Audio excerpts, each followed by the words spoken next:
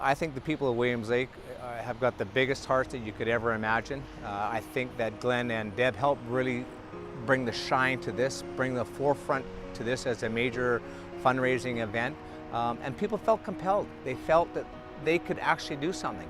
If they had stuff that they couldn't utilize, runners, old shoes, old baseball sticks, or anything that people felt that they could contribute and somebody else could use, they brought it forward. It was amazing the amount of stuff that was brought in. And so there was a huge buildup of anticipation in the community of how much stuff, and they had more than a container load the first time. So Glenn and Deb thought, well, let's do it again. So the community got behind it, and really kind of it's become a regular annual event now for our community to participate. And what's happened is other communities outside of Williams Lake are now participating. But Williams Lake has great big hearts. The community has just come out in really strong support, going out to retailers, buying toys, buying items and dropping them off at our drop-off locations. I think people just really have a connection with the needs of the folks in Sosua and just want to help out. I think it's beyond our wildest imaginations, you know, with what we're able to do for people who, I think they're very appreciative. I think it's, you know, it's just a real eye-opener to anybody who's ever been involved with that. The community has a history of being a giving community. Anytime that there's a need, whether it be local or outside the community, people rise to the challenge. And we expect, even with the economic downturn that we're experiencing right now, that people will still give and give what they can to help out.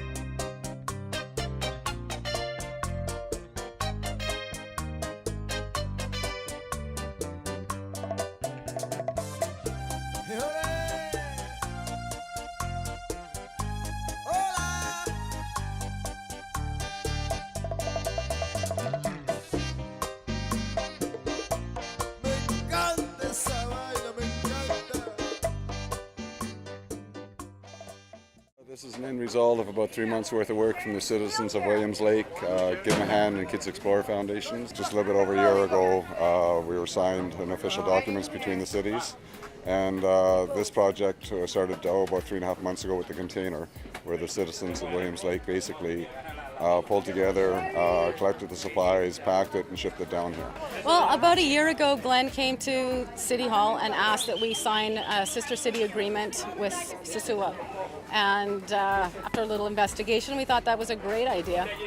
Glenn's really well connected. The Kids Explorer, a very reputable organization. It was a long-term commitment, and although we're still feeling our way through it and trying to find out for sure how to best be involved, it is definitely a long-term commitment, and we're looking forward to getting more involved and making those acquaintances. Today we are so happy because we are getting so much stuff for helping the poor people in the Dominican Republic, especially for Sosua. And we are really happy. You see that we are getting on that container from Canada, the city of Williams Lake. We say thank you to Glenn, and you know, and to everybody is coming down to help. Thank you really from our heart. There's school supplies here, everything from small stuffed animals, about 2,500 of them, to Mattel Hot Wheel cars for the kids, sporting equipment, baseball equipment, soccer equipment, uniforms, complete combination of everything. We had a sponsor that gave us about $1,300 of brand new diapers for 2 double handicapped orphanages. This is the first area we started working in. A number of us fell in love with the area. We saw that we might be able to do something and help out, and that's what we're trying to accomplish. In order to help people of the Dominican Republic to receive some donations that they are needed, some medical instruments, also besides medical instruments, some other things like computers and some other stuffs that we are needed, because in our country there is a lot of necessity, and all over the world there are many people that need some help, but the Dominican Republic is no exception. Here we have a lot of children, mainly children, that nowadays are not receiving the necessary things for having a good life. And we are very thankful of that because people who really need those stuffs are going to receive it. And that's the most important, and we are going to give solution to some problems that maybe that our community nowadays has. We're at the Puerto Plata Hospital today. This afternoon we've come up with a whole truckload of medicine, everything from syringes to emergency room tools. It's basically a complete list. We've got about 30 people unloading the truck right now. We've just met with the director. Very pleasant man. They're very excited and asked us if we could continue this in the future, which we hope to. After this we'll be going to the Ebert Hospital, about 45-minute drive from here, and we'll basically be repeating the process as well. We're going to have one very tired crew here. Everybody from Williams Lake as well as everybody else will be getting a lot of sleep tonight. The medical supplies are coming from 3 major areas in the Williams Lake area in British Columbia, including the cities of Kelowna and Quesnel, who have all 3 have sent in skids of the medical equipment, brand new medical equipment, to help relieve the situations in the hospitals. The response was phenomenal, and I think basically because they know everything that we do is going to be hand delivered, and they know it's going to get to the people who need it. The reasoning we're bringing them to the hospitals basically is that the people have to bring in their own supplies when they come have an operation. They need everything, medical, bandages, aspirins, the whole works. They have to bring it in themselves. Therefore, a lot of people are short of things. If they need an aspirin for some pain reliever, they don't have it. We're trying to supply all that at this time, and we hope to continue it on a regular basis. The government doesn't have enough money to buy all the equipment that the old Dominican Republic hospital needed. And you know, always we appreciate so much any help, any aid they are sending to Dominican Republic. And that's why they are so exciting to have that, you know, because there is so much instrument for surgery, for help, everything. Even I cannot say because I am not a doctor, but I see a lot of things there down there. And the doctor, when they see that, you know, they was really, really happy, and they say they appreciate that because they need it. We came down here for a holiday, but we were affiliated with helping the get off the ground in Williams Lake, and I wanted to come down here and to see for myself what it was all about. And it's, as far as I'm concerned, it's a real holiday for me. Even though we were helping out and doing various things for the society, I don't look at it as work. This is one of the best holidays I've ever taken.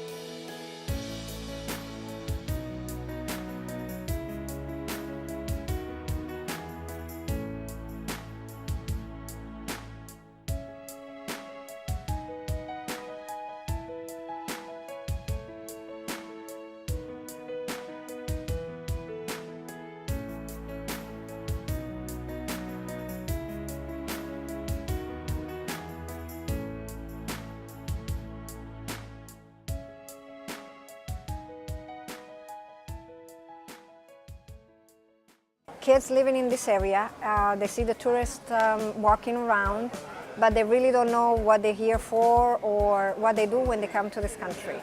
So the project is trying to help them understand how the hotel business works and why the people come to the Dominican Republic.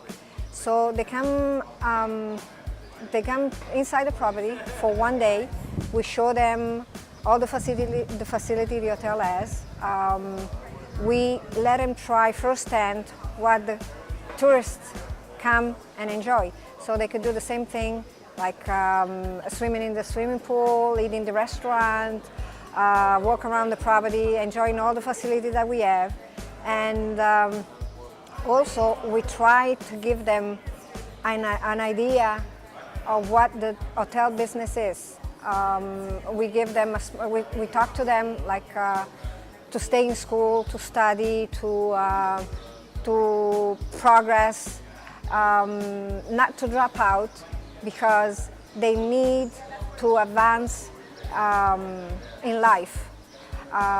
So what we do, we just walk around, we show them some of the department, like the food and beverage, how it works, the front desk, how it works. So they get learning firsthand what a job in the hotel business is. And besides that, they have fun because they will enjoy the day here in the property. The kids basically are from the area here within about 35 miles. We've taken them out. They're schools that we've been working with for a number of years.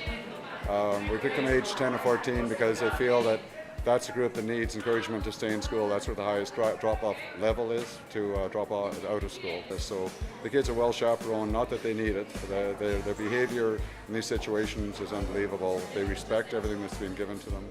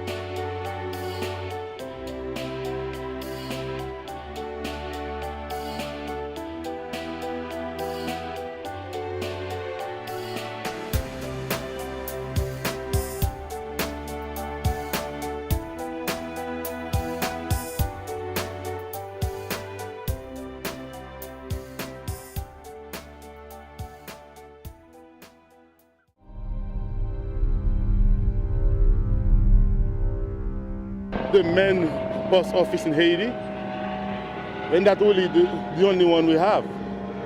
And now it completely collapsed, as you can see.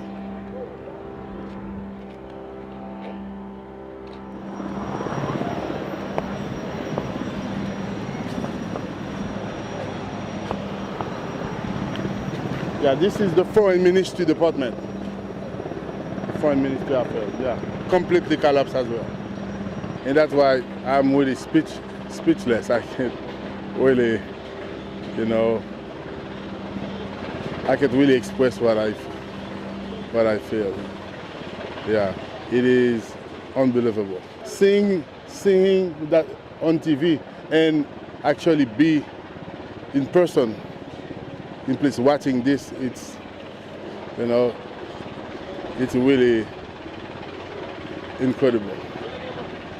I thought it was just a part of the palace, but it's not. That the whole thing collapsed. And we can see in front of the palace, we have all the refugees, all these people in great need. So that unbelievable. Oh, it's so demoralizing, yeah, and so touching. I can't even find a word to express what I feel in my heart now. We don't know what happened later is be worse than what we see on today. Reason later on, sickness, all kind of sickness coming over, the way it is, And now what we really need some people to come up, help us, like the palace, they never go in it, to do anything, to dig the people who die in it. Nobody go in it yet. Those people are coming here in order to find a way to get food because they live from different places and they come here because they think that if they are here, they have possibility to find food to eat. Yeah, that's why they are here. We are in Carrefour Ferry, close to Port-au-Prince, and it is a 8-story building, one of the biggest faculty in Haiti. And we have thousands and thousands of students died, and we can still smell, there is no doubt, a lot of dead bodies are still here. Oh. We are at the National Palace of Justice, and that's the real heart of the country, right there, and completely collapsed. There were a lot of people right there, the judges, the lawyers, and so many people. So I had a friend of mine. He said that on that day he was there, and God has kept him safe because by this time he had time to go out. But he told me that there were a lot of people right there who passed away. Almost all the children died in this building, about 800, and most of them there were seriously injured. Because of space, a lot of children they didn't even have benches to sit down, so they just stand up, to take notes, because they wanted to know something, to learn something. And unfortunately, that day, more than 800 of them died. Is it? Still, a lot of them are still under the rubble.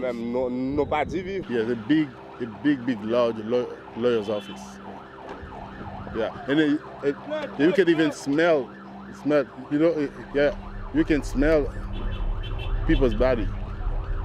The dead is still here, and they believe at least 500 people at least died there. Yeah, many. They took some, but many are still there. They don't know how many there, but many are still there. They are still trying to do what they can do. So since they don't have other help yet, yeah, that's so sad. We are still in Port-au-Prince, and this is where I have a relative, my brother's wife, father, and he just left when that happened. And his clinic and everything collapsed completely. And as you can see, some bodies, some employees, bodies are still there. It's just incredible. I have a five stories building, which flat down now, and I lost my wife, my mother-in-law, my son, and my little brother, and also a friend who was in the house. I lost all of them. And my house, my 5 stories building now is flat. I'm in the street, living in the street.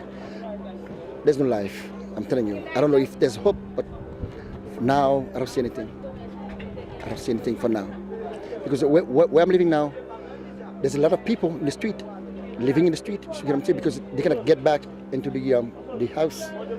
Most of the houses are flat down. There's a lot of people living in the street. There's no food, no water, no nothing. They all, in the street without no hope because nobody visit them. We still have people under the houses, still, I don't know, man. And the smell of the bodies. We see dogs every night, trying to get a part of the bodies of the people's bodies, and mosquitoes. I believe, after that, we're gonna have, more people, dying. The weak, will be all them, all of them will be, dying. The most powerful, will survive, but the weak, the one, they will all die. Yeah, for this area, they don't benefit nothing really yet. They heard about it. They heard a lot of things are coming, but they not touch it here yet. The biggest problem they have here is food. This location is a part of Port-au-Prince, and it is called Wet Bridge, Pont Rouge. And they said they know food is coming, but the food can't reach here because too many people. And when a little bit gets here, too much fight to get it. So then the children can get access to food. The elderly people can't get access to food. Only the strong people will fight and get the food. Just in one tent, 15 to 20 people sleep in just one small tent. We had calls from sponsors, some phenomenal sponsors, who basically asked what they could do to help. It put us in a position to do something we think of volume. We put out a single request, an email went out looking for some medical people. We've had dozens and dozens of medical people, from doctors right through to paramedics, nurse, offering to come down immediately. We picked out 15 who we felt 15 that would get along very well, and we have. We're going to start tomorrow bringing the supplies that we received, part of the 20,000 pounds, up to Himini at the border crossing. Everybody is in right now repacking. We've already unloaded one of the shipments that came in this morning by JetBlue. We sorted it out there, but now we're reloading it to make more room so we can take more, rebox and everything, and trying to put more in the bus. Half of our crew is already up. It was sent up this morning, some of the doctors and some of the nurses to Himini, and basically they're setting up camp and making sure we can get started as soon as we get there. Since then, though, there's been a change of plans. We've been asked by the Navy, Dominican Navy, to bring some of the supplies over to them, which is, I think, about an hour and a half drive from Himini, and they will take the supplies directly into Haiti for us. We'd like to say thank you, all your foundation and Kids Explore, and everybody, really, all the country, especially you are from Canada. You sending, for example, you are here today. That's a very, very, very, for me, I'm feeling really. I'd like to say thank you again. It's also because of you, Maria, why we're here, okay? So you know that. Because of her, we are here.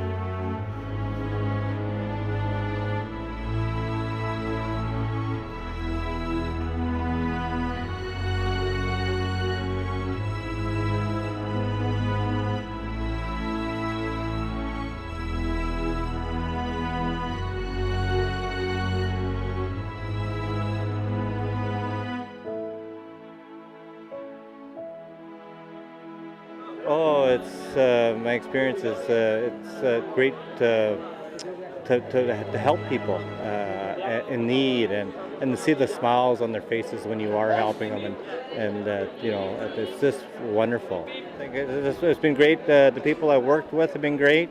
Met many people that have actually, you know, it's wonderful just to meet people and work alongside people from different parts of the world. One of the pros that I've seen is the incredible spirit of the Haiti people here. It blows me away. And the first day that we arrived at this hospital, we were doing rounds, and I met this man who's a new amputee, and he's there. And as soon as I met him, his eyes lit up and his heart lit up, and you could just tell that he has just such an incredible spirit that represents these people. When you look at what they have or what they don't have anymore, yet here they are smiling and being grateful and saying thank you. It's just mind-boggling. Honestly, I didn't have any expectations. Certainly coming in as a paramedic, we wanted to come and do paramedic business.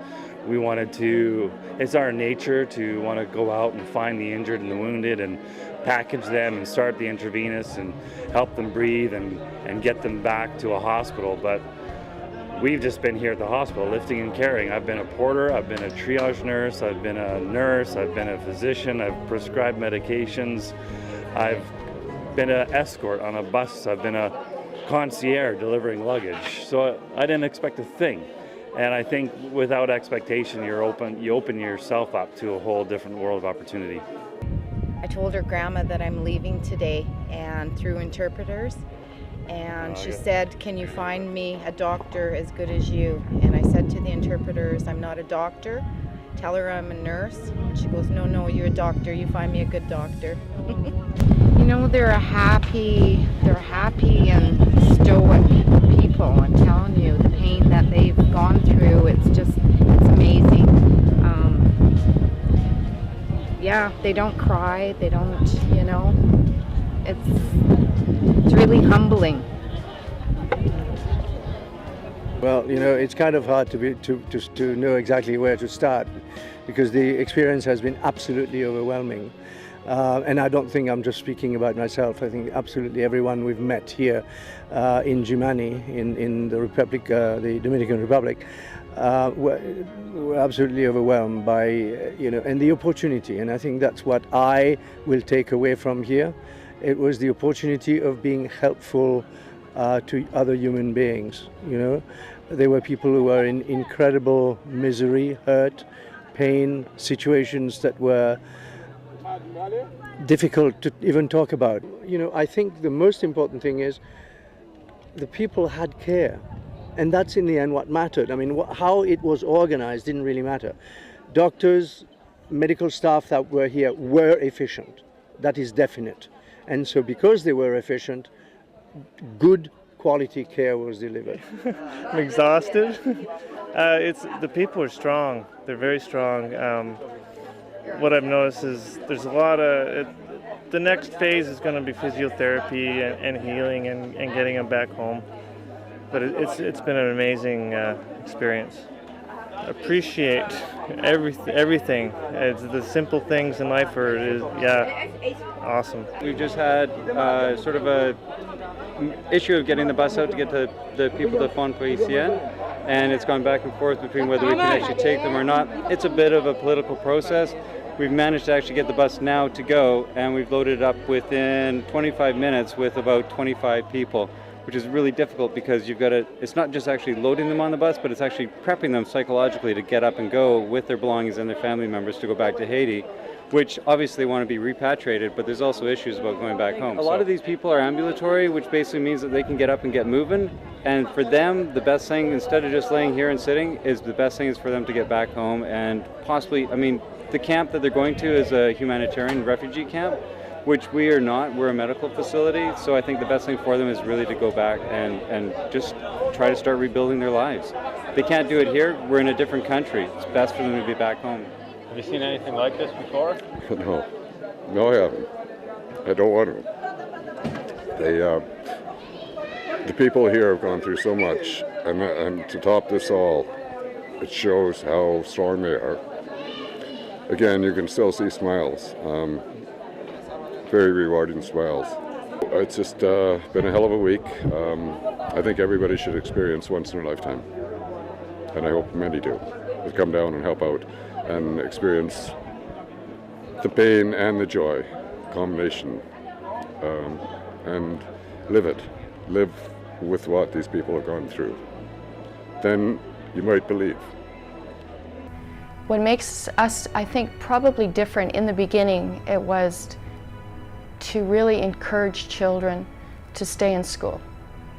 And from that, we've grown into kind of a wider aspect of how can we help them stay in school, and that, in helping them with their schools, helping them with, for instance, the infrastructure of SESU, and helping them in City Hall have better equipment, and it's just broadened out so much that you realize that just by improving certain conditions, the children, it makes it easier for them to stay in school.